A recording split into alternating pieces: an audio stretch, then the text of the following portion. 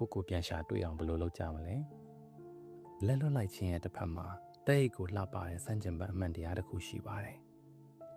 အတိတ်ကိုတကယ်လက်လွတ်လိုက်တဲ့အခါကျွန်တော်တို့ဘက်ကဘာမှမဆုံးရှုံးသွားပါဘူးလက်လွတ်တယ်ဆိုတဲ့စကားလုံးကြောင့်တစ်ခုခုကိုဆုံးရှုံးလိုက်ရတယ်လို့ကျွန်တော်တို့ရဲ့မသိစိတ်ကထင်တတ်ပေမဲ့တကယ်တော့ကိုပြန်ရလာတာပါအတိတ်ကအခန်းတွေကိုပြန်ကြည့်ဖို့သုံးခဲ့တဲ့စိတ်ဆွမ်းအင်တွေအကုန်လုံးကိုအခုပိုအေးချမ်းပြီးပိုကောင်းမွန်တဲ့ဘဝတစ်ခုတည်ဆောက်ဖို့အတွက်ပြန်သုံးလို့ရသွားတဲ့အခွင့်အရေးတစ်ခုကိုပြောတာပါလက်လွတ်ကားစားမှာအတိတ်ကနည်းနည်းလေးနာကျင်နေသေးရင်တော့ကျွန်တော်တို့ရှေ့ဆက်တိုးလို့ရပါတယ်ကုစားမှုလို့ခေါ်တဲ့ healing ကမြင်းပြောင်တိုင်းသွားတဲ့ဖြစ်စဉ်မဟုတ်တာကြောင့်မလို့ခဏလန်းချော်သွားတာမျိုးတည်ငါပိုနာတာမျိုးလေးတွေရှိနိုင်ပေမဲ့လမ်းဆုံးမှာတော့ပိုကောင်းတဲ့ရလဒ်ရှိနေမယ်ဆိုတာသိကြပါပဲအတိတ်ကိုတည်မထားတော့တဲ့အခါကျွန်တော်တို့ရဲ့စိတ်ကပိုပြီးလွတ်လပ်ပေါ်ပါတမ်းမာနေမှာပါဗျာ